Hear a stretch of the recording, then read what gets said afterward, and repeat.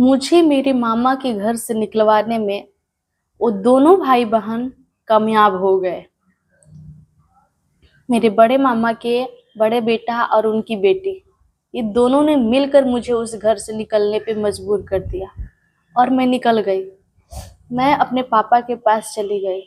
दोस्तों, वहाँ का व्यवहार, वहाँ का रहन सहन, वहाँ के लोग कैसे थे, इसके बारे में मुझे कुछ भी नहीं पता था कि मेरे पापा का व्यवहार कैसा है, मेरी दादी का व्यवहार कैसा है, वहाँ के लोगों का व्यवहार कैसा है, मैं वहाँ पे कैसे रहूँगी। ये सब चीज़ मेरे लिए नया था मैं जब वहाँ पे गई तो। लेकिन जब मैं वहाँ पे गई तो मन में एक जो है श्रद्धा लेकर गई कि मैं अब यहाँ से तो जा रही हूँ, लेकिन वहाँ जाकर खुश रहूँगी और अपने पापा के साथ रहूँगी। ये सोचकर मैं वहाँ पे चली गई। लेकिन मुझे नहीं पता था कि जो ज़िंदगी मैं यहाँ पे गुजारी अपने मामा के घर, वही उससे भी बदतर ज़िंदगी मैं अपने बाप भाई के पास गुजारूंगी। इसके बारे में मुझे थोड़ा सा भी आइडिया नहीं था। ले गए वो मुझे बहुत खुशी से कि मैं लेके जा रहा हूँ। बहुत सारे वादे किए मुझसे कि मैं जो तुम लोग को हमेशा 2 महीना पे तुम्हारी नानी से मुलाकात करवा दूंगा, तुम मामा के घर आकर घूम लेना, कम से कम अपनी नानी से मिल लेना। ये सारे वादे करके मुझे ले गए वहाँ पर मुझे नहीं पता था कि वो लोग जो है मेरा इस्तेमाल करने के लिए लेके जा रहे हैं। जैसे नहीं होता है कि कोई चीज़ है जिसका हम इस्तेमाल कर रहे हैं और इस्तेमाल जब वो काम हो गया उसका, तो फिर उसको फेंक दिया जाए। वही उन लोगों ने मेरे साथ किया। मेरा भी इस्तेमाल किया उन लोगों ने, अच्छी तरीके से किया। जैसे एक होता है ना कि मजबूरी में किसी को रखना, तो उनके पास कोई ऑप्शन नहीं था, इसलिए उन्होंने मुझे रखा। अगर ऑप्शन उनके पास होता तो मुझे कभी भी नहीं रखते, कभी भी वो मुझे नहीं रखते। अगर ऑप्शन होता तो मुझे कभी भी नहीं रखते, क्योंकि उनके पास ऑप्शन नहीं था, इसलिए मुझे उन्होंने रखा। दोस्तों, जब मैं वहाँ गई, उनको रोटी बनाकर खिलाया। उनके घर बिल्कुल कचरा था। मेरी दादी जो थी उनसे कुछ होता नहीं था, लेकिन हाँ, हाथ पैर नहीं चलता था, लेकिन दिमाग और जबान बहुत चलता था उनका। वो हमेशा से मेरी मम्मी से जलन की, मेरी मम्मी को कभी भी नहीं देखना पसंद की और मुझे भी देखना पसंद नहीं करती थी। वो हमेशा अपनी जो उनकी बेटी थी, उनकी बेटी की बेटी जो थी लो, बस उन्हीं को देखना वो पसंद करती थी, मुझे नहीं। मैं समझ रही थी कि मुझे जो है ये देखना पसंद नहीं, लेकिन उनके पास मजबूरी थी कि उनके पास कोई खाना बनाकर उनको खिलाने वाला नहीं था। उनके आँख का जो ऑपरेशन हुआ था तो बैठकर खाना नहीं बना सकती थी, ये सारा चीज़ें था, तो इसलिए मुझे उन्होंने बुलाया। दोस्तों, इस प्रकार से मेरे अपने ही इस्तेमाल करेंगे मुझे, इस प्रकार का अंदाज़ा मुझे नहीं था कि इतना हद तक गिर जाएंगे कि मेरा इस्तेमाल करने के लिए आप लेकर जाएंगे। मुझसे खाना बनवाएंगे, झाड़ू लगवाएंगे, घर के काम करवाएंगे, आप अपना सेवा करवाएंगे, सब कुछ करवाएंगे। ठीक है, वो मेरा घर है, मैं मानती हूँ कि उस घर में कोई नहीं है तो सब कुछ करना मेरा जिम्मेवारी था। लेकिन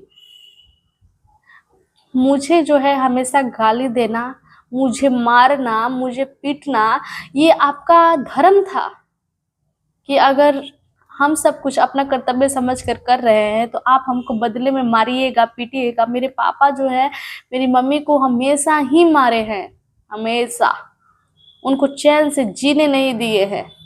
और जिसका हाथ खुला होता है ना और जबान वो बंद नहीं होता है, उनका अपना माँ पर तो माँ को नहीं मारते थे, नहीं डांटते थे, लेकिन बेटी चली गई, अब ऑप्शन मिल गया बेटी को पीटने का, तो मुझे मारा उन्होंने। दोस्तों, हाँ, ये बात सत्य था कि मामा के घर में जब मैं थी तो नानी के पटीदार वालों ने चाहे जो कुछ भी किया मेरे साथ, लेकिन मेरी नानी ने मुझे कभी नहीं मारा है। कभी, आज तक का रिकॉर्ड है कि उन्होंने मुझे मारा नहीं है। डांटा है लेकिन मारा नहीं है। और यहाँ पे जिसके लिए मैं सपने संजो के आई कि मेरे पापा हैं, मैं उनके पास रहूंगी, ये सारी चीजें सोच कर गई।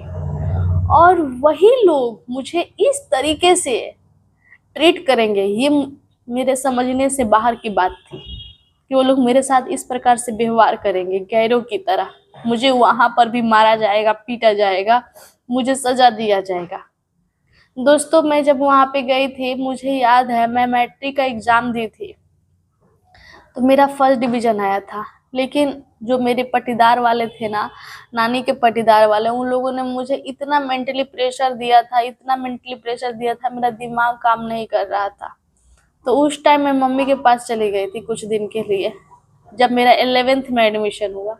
मुझे याद नहीं है कि वो एडमिशन जब हुआ किस कॉलेज में एडमिशन करवाया मेरे मामा ने, कौन सा सब्जेक्ट था, ये कुछ भी नहीं पता था मुझे, कुछ भी नहीं पता था। और जब एग्जाम दिए थे तो उसमें जो है मेरा प्रमोटेड हो गया था, रिजल्ट जो है फंस गया था केमिस्ट्री में, साइंस से मेरा एडमिशन करवाए थे।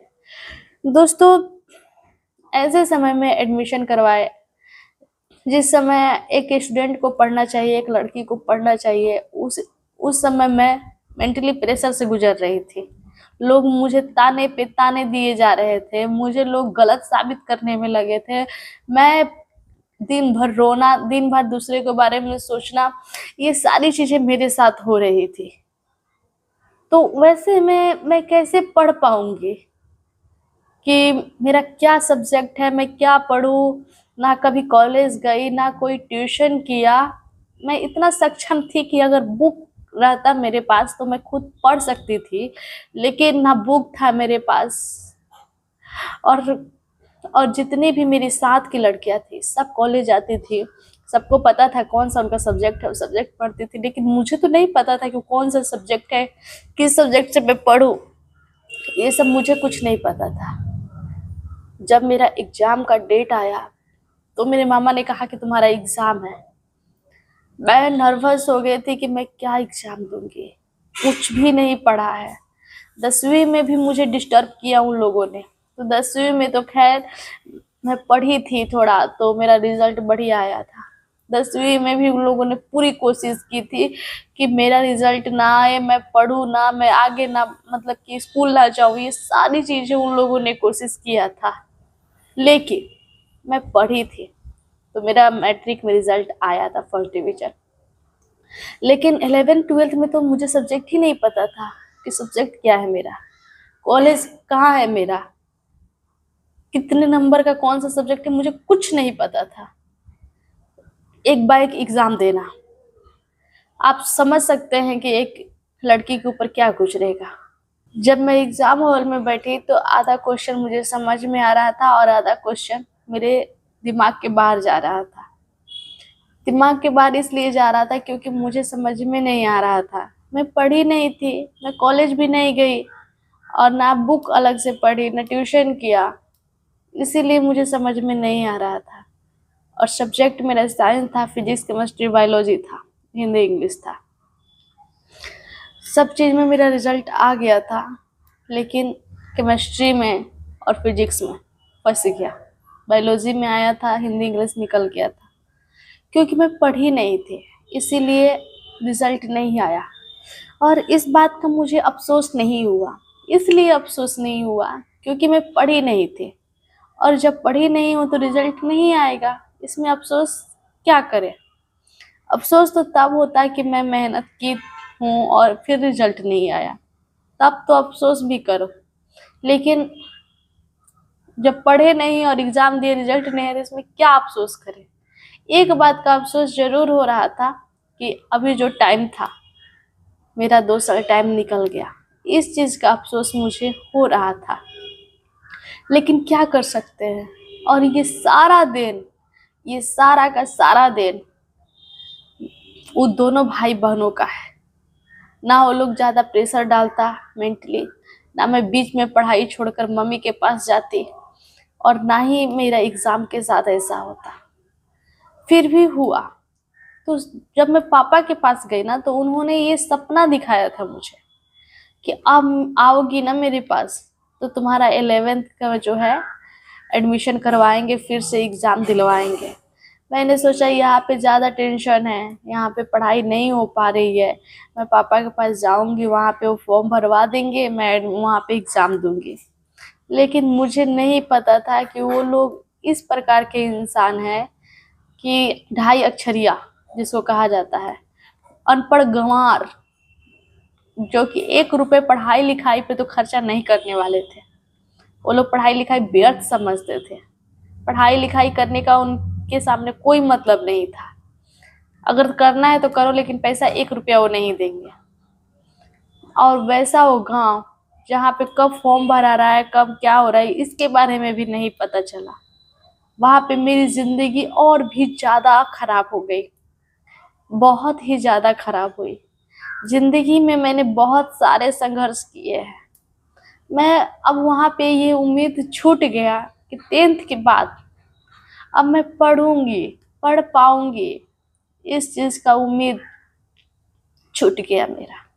बस अब एक ही काम रह गया था कि उन लोगों को बनाओ, खिलाओ, झाड़ू पोछा करो, उनकी सेवा करो।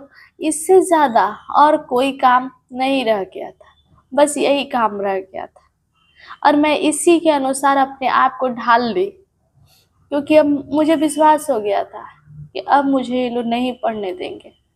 और नानी के घर आने नहीं देते थे, आना तो दूर, बात भी नहीं करने देते थे। इस बात का मुझे संतुष्टि हो गया। मैंने सोचा कि मेरा भाई तो कम से कम एडमिशन करवाएगा ही करवाएगा, लेकिन उसने भी मेरा साथ नहीं दिया उसने भी मेरा साथ।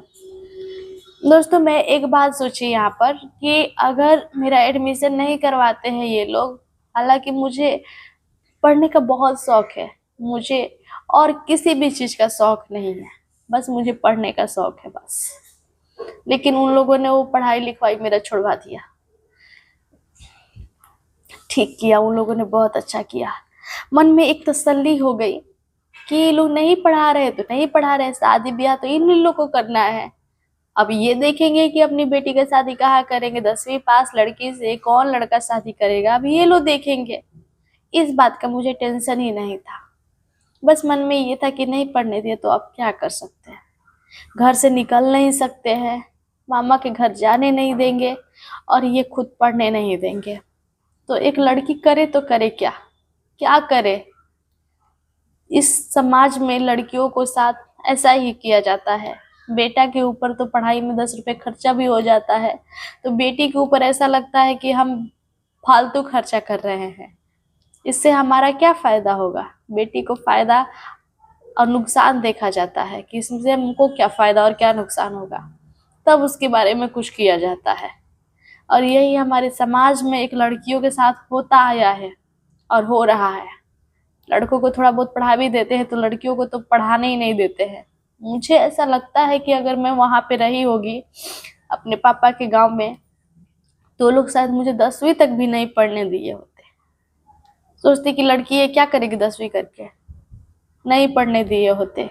10वीं भी मैंने किया ना तो मैं अपनी मामी और नानी की जिद से किया है।